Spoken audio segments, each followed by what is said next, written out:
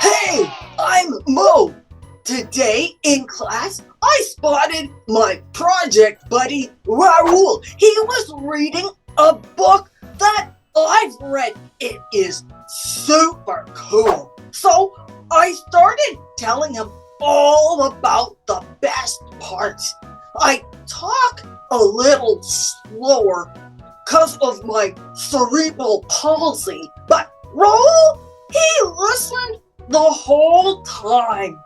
We ended up realizing that even if people look different, we can still be friends.